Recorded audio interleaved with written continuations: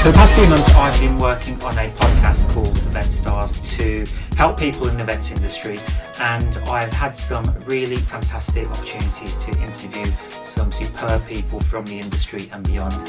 But like many things at the moment, now is not the time to launch it. Now is a time where we need to come together and support each other for what is going to be truly difficult times ahead.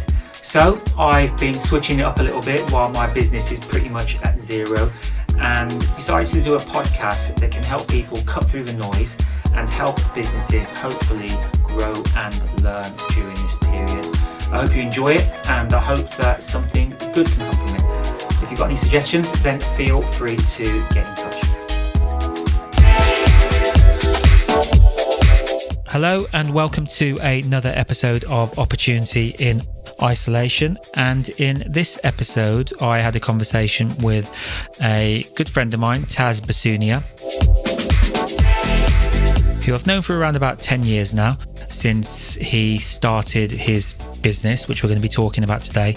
And it's a really interesting episode because we go into how he started the business and some of the challenges that he had along the way, along with his co-founder. And I think it's quite a topical subject at the moment, because I know there's a lot of people out there who, during these testing times, during COVID and lockdown, are looking at other ways to make money through a side hustle, and then they might be thinking about how they can make their side hustle into a full-time gig. So I think this episode will be really useful for you. So Taz is the co-founder of The Jealous Life, which is a gluten-free and plant-based sweet brand. Taz grew up as a straight A student at school. He graduated with a 2-1 in mathematics from Imperial College, and then went on to gain his ACA at the highly prestigious PwC London within the banking and capital market sector. During his time at PwC, he said he realised and he wanted to do more with his life, so he quit and started a range of different businesses. Now, right at the start of the financial crisis back in 2007, which was very testing times, a bit like what we're facing now, maybe a little bit different, but these didn't work out for him. But he used his experience in these failures as a key lesson in his next venture, which he co-founded in 2010 with his friend. Thus, Jealous was born, and in this podcast we spoke about his journey and how he and his partner Imran started and grew this business through a lot of ups and downs. And we cover a lot of topics from creating a brand, influencer marketing, navigating through the hard times, which there inevitably will be when you start any kind of business, and how Imran and he pretty much stalked a buyer of a well-known store to get a meeting with them. So with that, happy listening and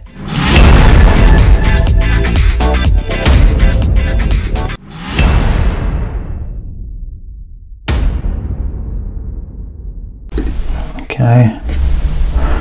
Right, ready?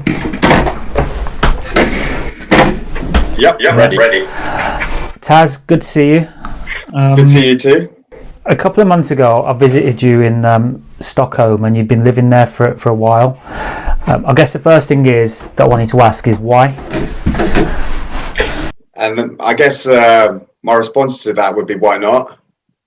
Exactly. And for me, one of the reasons why I left corporate life 11 years ago was the freedom to do what I wanted when I wanted to, without people telling me what I could and couldn't do. So when I had the opportunity to go to Sweden, and there wasn't many other places I could go to, I thought, why not? I've been there a few times, beautiful city, and I can work from anywhere in the world these days, which I value very highly. So I decided to go there for a few days, and then actually thought, you know what, it's going to be a lot nicer than staying in London. So 1 week became 2 weeks, became a month, became just over 2 months. So we're talking, say, end of 2020, which was October to December, and then you came back, and you've come into the midst of another lockdown. I mean, how are you feeling about that? Are you regretting coming back, or do you think that you'd rather be in London right now, just living a bit of a mundane, boring life in lockdown? actually, I wouldn't say enjoying lockdown, but what lockdown's done is it's forced me to just become more disciplined. It's sort of got rid of all the outside noise and distractions of daily life, right? So I focus on the things that I really want to push on, and that's on my business, improving the relationships with my family and friends, and also just being healthier. So eating better, training harder. So yeah, in ways it's more boring, but at the same time it's helping me progress towards my goals. And the reason I started with the question about Stockholm was because, and you answered the question as well, was that you're able to go and work anywhere and you're able to live anywhere at the moment. But that didn't come easy, and I want to take you back like a few years. When did you decide to start a business and leave corporate life, and why? I left corporate life at the end of 2006. Oh, sorry, autumn 2006. Now, I don't know if the younger viewers remember, but that was literally a few months before the first financial crisis happened. So I left at a ridiculous time, not knowing that it was a ridiculous time. I left it because I knew at the back of my mind I was never a corporate guy. I mean, I was groomed, through school as a maths bod science. I went to Imperial College, studied maths. Then I qualified as a chartered accountant at PwC, but I never fitted in. I love the social aspects of it, but I never enjoyed the day-to-day and the work. What was it you didn't enjoy about it? Was it just the routine of it all? Was it the fact that you weren't doing it for yourself? I think number one, I hate being told what to do, right? From a very early age. So reporting to others is not something I've enjoyed. The lack of freedom to do what you want, putting in significant amount of time and work into projects for which you're not getting any significant financial benefit back. And so it was like accumulation of lots of different things. And then at one stage, I decided enough's enough. I'm gonna leave. I'm gonna test out the waters in business. So I went into business with my family on several different projects. They didn't work out, and I actually learned some of my biggest business lessons as a result of that. And then started Jealous in 2010 is when I went to Imran and said to him that I'm going to start a business. I've got this idea. Are you interested? Funny enough, he said, I'm looking at exactly the same area. Let's talk about it. We talked, and then we decided, let's do it. Okay, so you met Imran around that time, or you knew him before? So I met Imran at Imperial College. He wasn't at Imperial. He was a UCL boy, but he was friends with one of my good friends at Imperial. So we got to know each other there, and never in a million years did I think that we'd go into business together. But it's funny how things work out. What was that idea that you had that you took to Imran? So I was looking at lots of different opportunities out there, and I just remember seeing this. I was looking at a site called Businesses for Sale or .com or something like that, and I saw this confectionery company, online confectionery company that was selling, that was asking for a price of like £5,000. I thought, confectionery. Well, actually, you know what? That's an area that I've always liked, but it's lacking a lot of quality. It's very kiddish. I think there's a lot of scope and potential to go into something like this. And I think a big attraction was fun. It was fun because previous businesses were in telecoms, like after PwC that I got into with family telecoms, film financing world, very serious and not the greatest, nice, bit murky worlds, if I'm honest. So I thought, actually, sweet, this is a completely different turnaround to what I was dealing with or involved with before. So I thought, okay, that's interesting. So when I went to Imran, he obviously came with his twist of different ideas. He was looking for vegetarian sweets, and we kind of mixed in the idea together. But at the same time, I said to him that for me, it's not just about sweets. If we do this, I don't want to just build a sweets brand. For me, it's a much bigger vision of creating a virgin style business. I've always been, as most people are, Richard Branson kind of followers. They've read all his books, love what he's done. So I didn't want to hold us back right from the beginning. I think that's what a lot of businesses do. They don't dream big enough. And so when they actually achieve their goals, they're like, actually, what do I do? For me, it's like, I remember hearing this quote called BHAG, big, hairy, audacious goal, right? The dream's got to be so scary. If it doesn't scare you, it's not big enough. It's simple as that. So I was like, okay, fine. Let's have a name that will allow us to scale into lots of different areas in the future. Because I love building brands, coming up with ideas, and sort of going through a whole load of processes to be able to actually physically see it in physical form, whether it's on stores or whatever. So that's how it started. So you came up with the name Jealous, but I'm sure that wasn't the first thing you thought of. So how did you get to that name and the brand that you've got today? Naming is one of the hardest things in business, right? Really, really tough. You've got to, does it suit your values? Can you trademark it? Can my social media accounts take that name into consideration? Those are just some of the things. What will other people think? We had loads of different names, some ridiculous names. I think it took about 9 months for us to come up with the name, but it wasn't Jealous. There's a phrase, I can't remember who said it was, but but we were in everyday conversation, and it was, you're just jealous. So Just Jealous was, okay, well, that's interesting. That's not bad. And then we started that process. We got boxes designed under Just Jealous, and then we registered. We tried to register the name Just Jealous, and then I remember I got back a 200-page document that thick from another confectionery company I'm not going to name, saying basically you can't take the name Just because we've got Just in one of our names.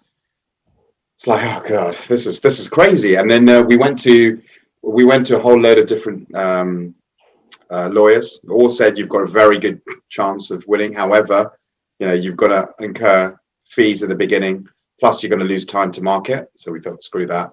Let's knock off Just, and that's how we came with Jealous, which actually we much prefer. Yeah, it's definitely, sometimes these things happen, and you look back and think it was just a chink in the chain. I mean, it's just something that you had to go through, but essentially you were in a better place in the end of it. But talking about other players in the confectionery market, I mean, there's some huge players out there like Nestle, Cadbury's, and 10 years ago people probably weren't buying online like they are now. Were you concerned that one of those guys could just come in and replicate what you were trying to do and then just push you out the market? I mean, there's always that risk, right? Because the big boys have got more resources, they've got more money, right? However, it's what I call the David and Goliath scene, right? You're able, like, as a brand like ours, we don't have the red tape, we don't have the bureaucracy, we have the ability to adapt very fast, right?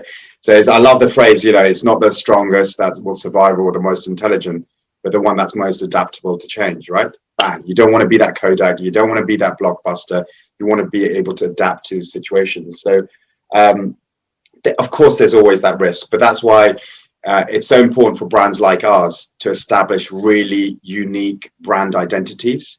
What is the tone of your voice? What do you stand for that differentiates you from everything else? What is your purpose? And we were, back in 2010, 2011, we were the first plant-based confectionery brand out there, way before all these other brands started jumping on the bandwagon, way before, right? But at that time, it was very difficult because consumer behavior wasn't drawn towards veganism, plant-based food.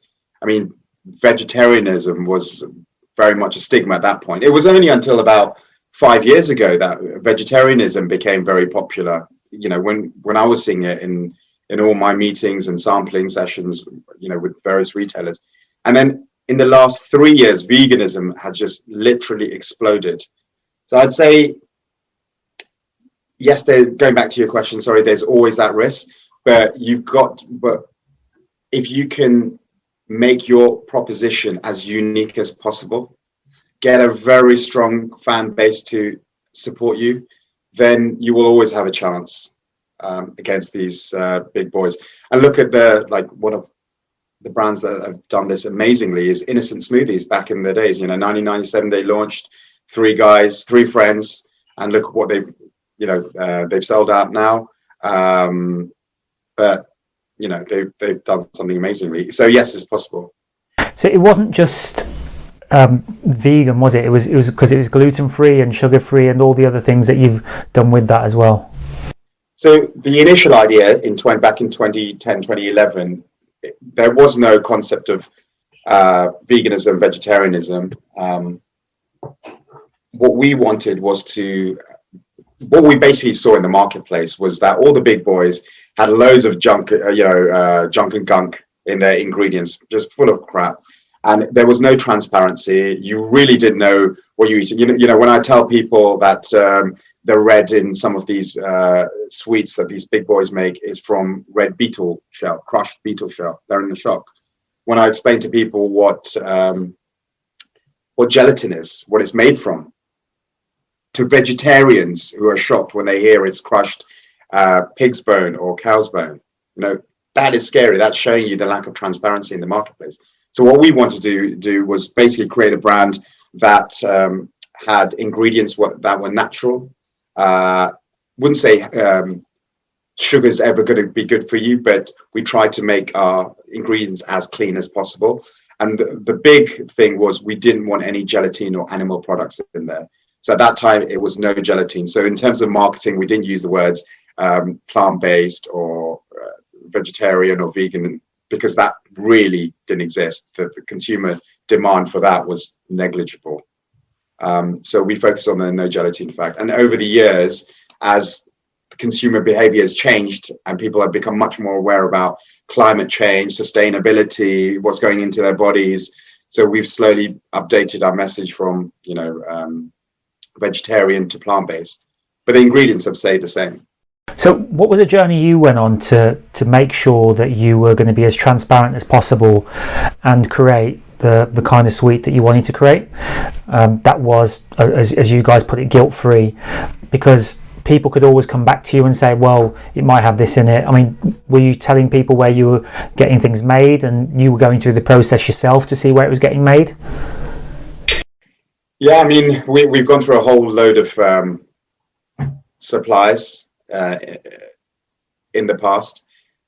To an extent, we were, but I'll be brutally honest, no, that wasn't the main issue for us. We didn't go to source is how I want to answer that, because our focus was to be fundamentally a sales and marketing operation. We didn't want to take on the manufacturing aspect. So what we did, we identified manufacturing partners who would deal with that. So what we would do is go to these manufacturing partners and make an assessment as to their credibility, how they go about sourcing ingredients, etc. And then if we identified the partners, this is a very credible partner, we would then, go to them and say, look, this is what we'd like. These are the type of ingredients we want, we don't want. This is the texture we'd like, and so we'd go through lots of different iterations to get to the different sweets that we ended up with. But what we had then is very different to the offering that we have now. And we're now rapidly increasing the range to, outside of just gummy confectionaries. So how did you start to find the manufacturers? Because I'm sure there's a lot of people out there, and this is a part of this podcast, it's opportunity in isolation, who are thinking about starting a business or want to have a bit of a side hustle. How did you go and find a manufacturer? Was it just looking on Alibaba? I mean, how did you even think to do that? You don't have to give away your suppliers, by the way.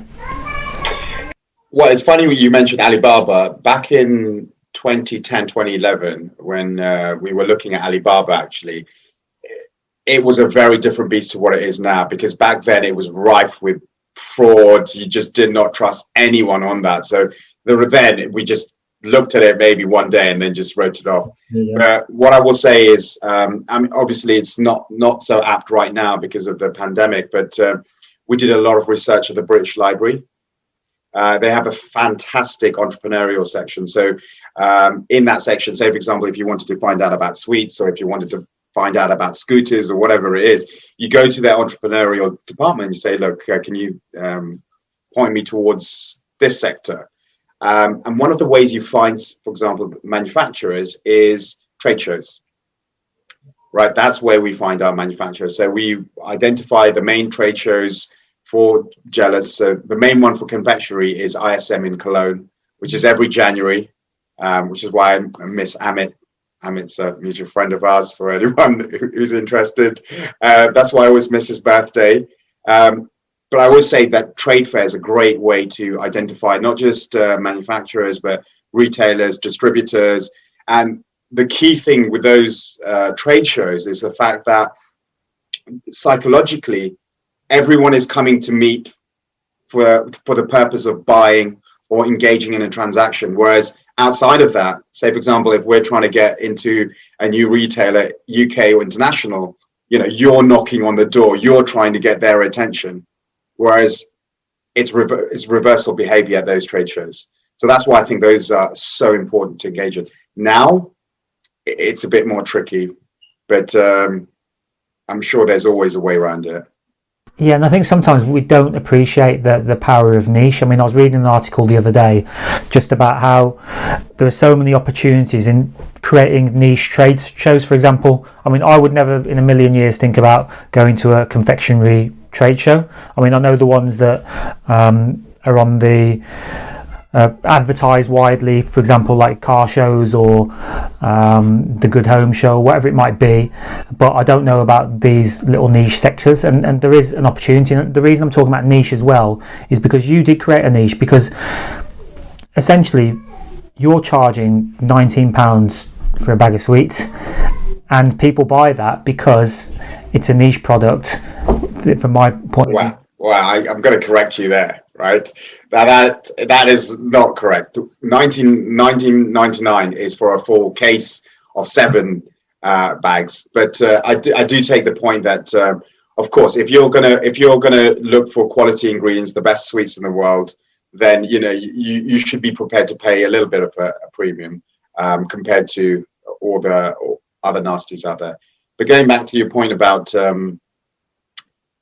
niche trade shows, I didn't know about all these trade shows before I started researching, and then I realized that it's actually not a niche. It's an enormous market.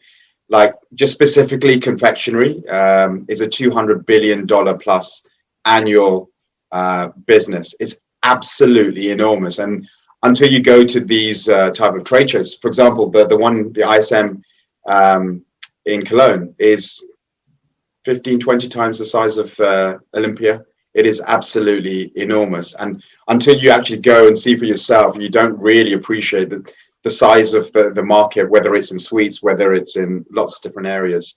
But yeah, I'm sure there's an opportunity for these type of trade shows as well.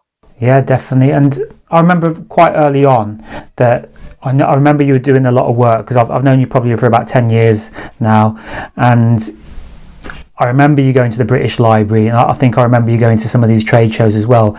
But one of the things that I realised quite early on, you were making headway into some pretty well-known stores as well. I think you were in Selfridges and Harrods quite early on in your journey, weren't you? Yeah, I mean, right from the outset, what was our intention? So the intention was to create an iconic brand that was globally recognizable. And this is what I said to the branding people 10 years ago, and they kind of looked and stared at me and like, what are you talking about? But you've got to have that kind of firm vision and belief. And, going back to what you said earlier, is you've got to dream big. I think too many people dream too small. And when, going back to when they actually hit their goals, hang on a sec, is that it? Yeah. So we set the bar high, and then we started off as a gifting company. So in gifting sweets, because the idea at that time was, okay, let's have an alternative, gelatin-free alternative to a box of chocolates. So then that got us thinking in terms of like, what type of markets do we want to enter into, UK and internationally? One within the UK, that meant hotels and department stores. So number one aim was Harrods, Selfridges, or Harvey Nichols. And then we got into Selfridges, then we got into Harvey Nichols, and we got into Harrods. And then we started harassing, or whatever, however way you want to say, all the top hotels, 5-star hotels around London. And we got into most of those, and we just slowly just built up our reputation within that part of the world. But you don't just get into Harvey Nichols and Selfridges. How did you get into there? Were you literally knocking on the buyers' doors, or emailing them, or what? Well, the first thing is you've got to have a product that they will want, right? I think that one of the first things about sales is you need to sell something that the client wants and needs, right? So we had to come up with a concept. Okay, is this something a department store would do? So what we did was, and this was before we went to a branding agency, because we started on, I think, £3,000. So we developed some prototypes. And I remember we went to Selfridges one day and we took off some of the boxes on display that they had and put our prototypes on there. And then we started taking some pictures of those. And security came along. Yeah, and then we then the next thing, which was pretty difficult then, was to find out buyers' names. And yeah, so we through our different ways, we ended up getting the buyer for Selfridges. We eventually met her outside when she came outside her head office, because we were waiting outside Selfridges head office in a coffee shop for a few hours.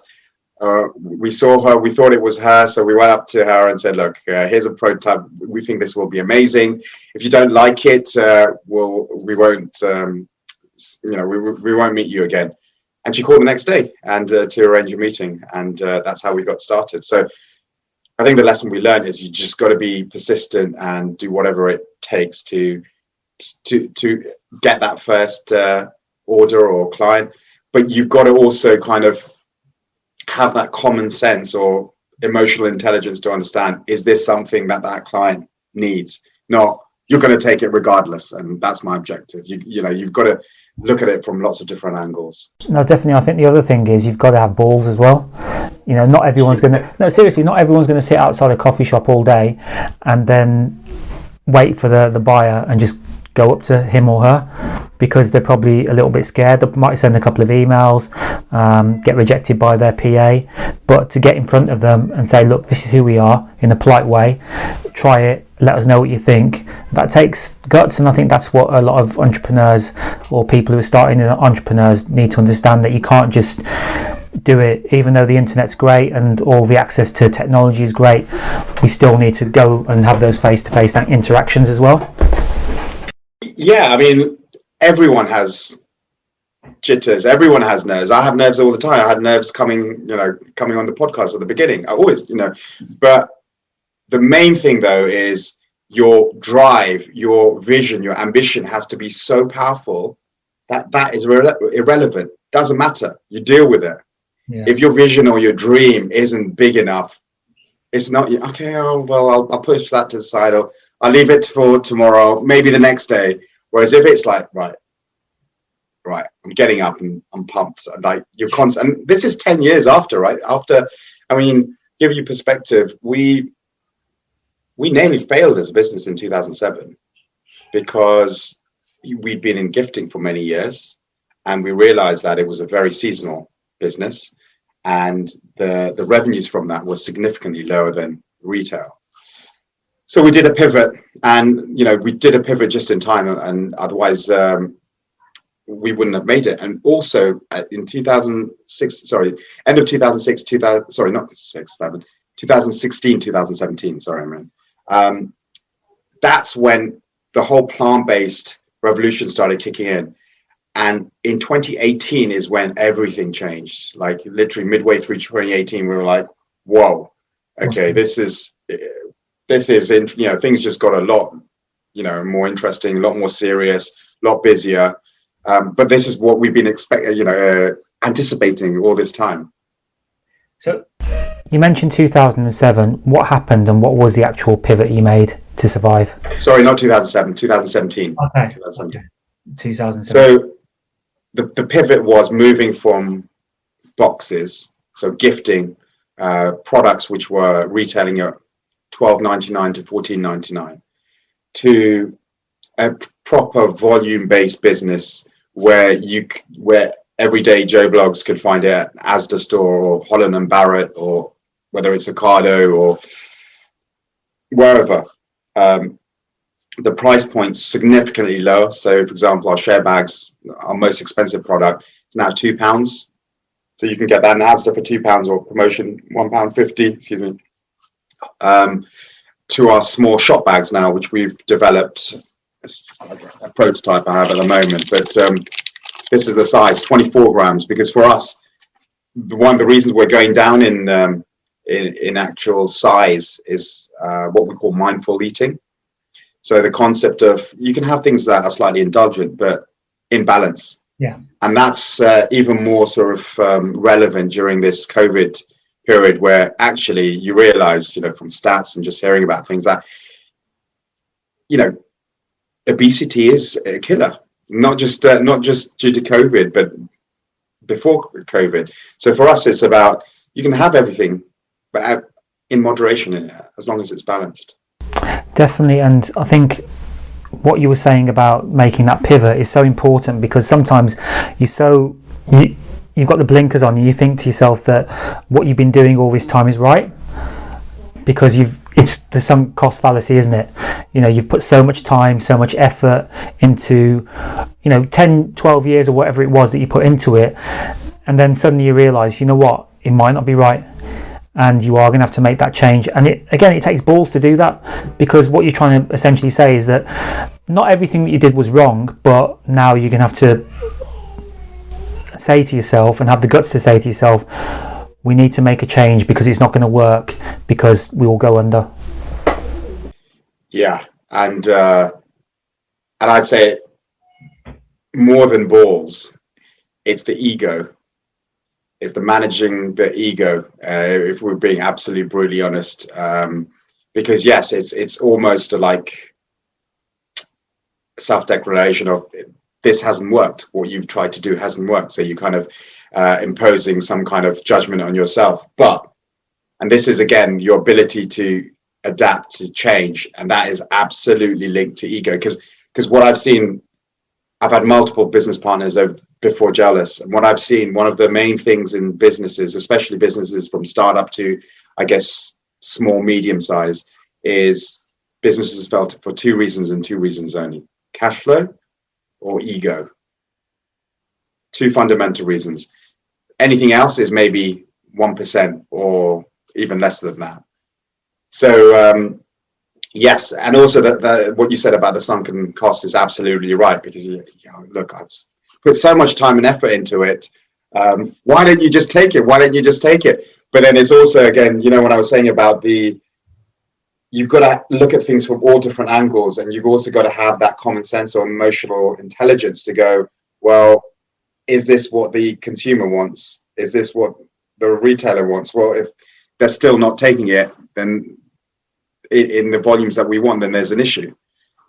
So we did pivot into bags, and then we went through a whole load of different iterations on the bags to where we are now. And I think we're at a relatively decent stage, although we'll never stop trying to improve. What do you think it was in 2018 that changed things? Was it just that it couldn't have just been the bags? Because the way I see it is that you put 12 years of work into it, and it's like what Jim Collins, I don't know if you've seen the concept of the flywheel. You start putting all the things into place, and the flywheel starts to slowly move, and it's going backwards a little bit, but eventually you get everything right in place, and then it just keeps going perpetually. I mean, what would you say was the tipping point, or was it a number of things? Yeah, you're absolutely right. So I guess over the last 10 years, we've been building foundations, right? You slowly improving, getting people on board, improving processes, improving the product, and things. A lot of those things aren't tangible, right? Relationships. So, for example, you develop in our sector. A lot of the people, they bounce around from job to job within the sector. So a buyer who you were talking to a few years ago might now be the buyer at a new retailer you're trying to get into. So a lot of those things are intangible, but you build them up slowly over the years. And so it is that kind of flywheel concept. But I think the number one thing is the movement of plant-based products. Completely and utterly changed, because we were no longer trying to push the concept of our business of, this is why you should try gelatin-free sweets or vegan sweets, or no, consumers, it's the pull now. You're being pulled because the whole behavioral society has changed. People are no longer thinking, oh, that's a bit expensive, or why should I have plant-based sweets? That's weird. It's becoming, I think the market, I can't remember the stats. The veganuary, look at the number of people as a percentage of the UK population who took part in veganuary versus, say, 3-5 years ago. It's ridiculous. No, it is. It has changed. And I think that did you a favour, but let's not take away all of the work that you had done before. And like you said, the intangibles that you never really see. You faced some challenges. What are some of the other challenges you faced, and how did you get through them? I mean, with own business, there are so many challenges. I'd say the biggest one is yourself, especially if you're doing this for, say, over a 10-year period, is the ability to get up and have that drive constantly, because you're going to have good days, but you're going to have a lot more worse days, especially at the beginning, right? Especially when you are not generating anything and you are just trying and trying and trying, and you're not getting paid. You're like, how do I pay the bills? So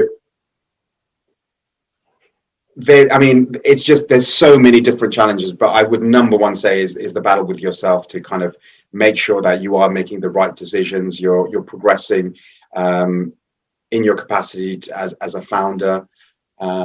But of course, there's been lots of individual cases of obstacles to deal with. Well, the main thing I've learned is there are no shortcuts. Absolutely. I would say things like, I don't believe in a plan B. If you're going to go for a business idea, go for it fully focused, blow the bridges off, so you can't go into a safety net, because a lot of people, I think, make that choice. I'll try this, and if it doesn't quite work, I'll go back to my day job. It doesn't work like that. It will eat up all your mental, physical energy. So one thing is, start off, if you've got an idea, go push it to the best of your abilities. Don't have a plan B. What I would also say, when you can, start hiring well, right? And hiring people. I'm sure you've heard this many times before. You've done it yourself. Hire people that are better than you, right? In the different areas that you hire. I think we started hiring a lot later, but one of the reasons for that is because we didn't have the revenues to justify those hires. And what areas that have you? Sorry to go back on that. In what areas have you found people better than you to do jobs that have really helped you? It's like, just take my role. That's it. That's the dream, man. Someone else do everything. Well, I was inspired by the 4-Hour Week many years ago. Tim Ferriss's book. I know you've read that as well. So yeah, I think it's very.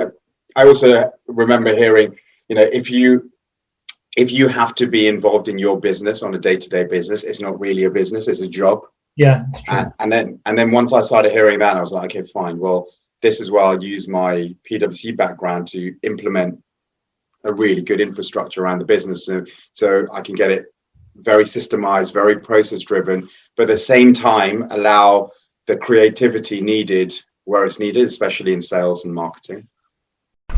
Yeah, and you use a lot of influencer marketing now. Why did you choose this area of marketing, and how did it work for you? Well, marketing for me, I've always found it such a subjective area because it's very hard to get a return on investment, to quantify a return on investment, right? So you can go into PPC, you can go to SEO, you can go to so many different agencies and pay God knows how much in PR agencies. What I loved when I saw what Gymshark did was the use of influencers. I think Ben was one of the first brands to use influencers, really use influencers to grow the brand. And a lot of the times he wasn't paying the influencers, definitely not in the first few years, right? So with influencers, what you're also doing is you're getting a person who actually believes in the brand and believes in the product to then leverage their connections to tell the world about your products. And that's the thing, you know, the person's got to like your products as well. So what we've done is we work on a micro influencer strategy where we don't pay anyone. It's just gifted collaborations. And we work with people who genuinely love the brand and what Jealous Sweet stands for. And yeah, it's something that we've been pushing for the last 6 months, and we think it's working relatively well. And do you target people who you know are into plant-based diet, into their health and fitness? Is there a certain type of person you look for, or people who are living in Dubai at the moment? No, well, we do categorize people into lots of different buckets, whether it's your mothers with kids, or whether it's fashionistas, or health bloggers, or gym fanatics. So yes, we do have different buckets we categorize into. Taz, so like at the moment in lockdown, it's given people a lot of time to think about their futures, what they want to do, and there are a lot of people who are considering starting a side hustle, who've started a side hustle. What advice would you give to them? I know one of your pieces of advice just was don't have a plan B, but what are some of the things that you think people could do if they've still got a full-time job just to get their side hustle going? Well, what I've realized is everyone has an idea. An idea is 5%, right? But it's 95% execution. So the most important thing, if you've got an idea, is is it something that the world needs? Is it a product or service that the world needs? Is it an innovative product, or is the idea just a simple improvement of what there is out there? Then do your research, figure out the market size of it, the potential size, because you could come up with a fantastic idea, right? But if you then identify the marketplace to be relatively small, so it doesn't matter if your idea is phenomenal, but even if you scaled it, you know, you're not going to be able to live off that income if you left your job. So you've got to do the research properly. And that means looking at the analytics, looking at the numbers, which a lot of people I know don't like. But a fundamental part of business is knowing the numbers, knowing your market, of course, but knowing the numbers. So I'd say once you figure that out, then it's about starting the process. A lot of people, again, they talk about it, they think about it, but they don't do anything. Is that procrastination concept? So you've got to start making your products. Go to, whether it's if it's a food-based brand, you know, go to the branding agencies, figure out who the manufacturing partners are, get samples brought in, start that process. Yeah, definitely. I think one of the reasons a lot of people procrastinate as well is because they've got into this habit of having a to-do list, and sometimes that to-do list is there's just too much on there. So what I always think of, and I forgot what the book was, I think it was a book called Getting Things Done, really good book. Oh, yeah. And what it kind of came up with was, like, for example, I might have had a to-do list before where I just wrote website, meaning I've got to create a new website, but that would just stick on my to-do list for a long time because I wasn't taking the next action. So instead of like having that as a project and then having next actions to get to the end goal, I would just put website on there. So your next action could be find a web designer, or it could be write text for a website. And then when you break it down into small little chunks like that, it just enables you to get more done, and gives you that feeling of satisfaction as well. And when I speak to a lot of people who think about having a business, that is where they get stuck. And you're absolutely right that it is all about the execution, because you can have lots of ideas. And I heard this other saying the other day, which was some people have goals, some people have dreams, and the difference is that people who want to make things happen have goals. They don't call them dreams. 100%. And going back to that to-do list, and I definitely was one of these people. I used to have a huge to-do list, and then the reality is most of it didn't get touched on a daily basis. But why do people love it? Because you said it, you tick things off. It's because it gives us a dopamine hit, right? It releases that chemical in the body that makes us feel much better when we've just crossed something off. So what I've learned, and I remember hearing Jeff Bezos saying this, just focus on 2 to 3 big decisions a day, important decisions. Everything else, superfluous. Forget everything else. So that's what I try and do now. It's like that concept of, how do I progress this business on a daily basis to get to where I want to get to? Just make 2 or 3 very good decisions. Because because we have finite willpower throughout the 24 hours, right? So I've learned that, okay, fine, I'm going to use that willpower on business for business purposes on 2 to 3 important areas every day. Definitely, and it's something that Tim Ferriss says a lot as well, that what could I do today that would make everything else feel irrelevant? Meaning, what is that big, that big, hairy, audacious goal that I want to achieve, that phone call that you could make? So that would be the thing that you really go for. For example, if you were to get a contract today, or if I was to get a contract today with a huge client to do 100 events a year, that would make a lot of what I'm doing less relevant. Some of the things that you want to tick off on your list, like you wouldn't be interviewing me, would you? Of course I would, Taz. That's all part of the bigger goal. But do you see what I'm saying? Yeah. So sometimes you just got to think about those big things, but the little things that are going to get you there. 100%. I think with what you said, it just reminded me of the best definition I've ever seen of success is the progressive realization of a worthy ideal. And it's that progressive realization, whatever your worthy ideal is, right? So your worthy ideal is going to be very different to Simon or Robert's or Raj's or mine, but it's that progressive. As long as you're moving forward constantly, I think that's the really important thing that you need to be doing. Great. And just to finish off, what advice would you give for people just generally out there at the moment, whether it be in business or with your with your infinite wisdom from life? Well, I mean, it's a fantastic time, however weird it sounds, to go and start your own business, right? Compared to when we started a business, there's much more accessibility to different markets out there, to different suppliers. The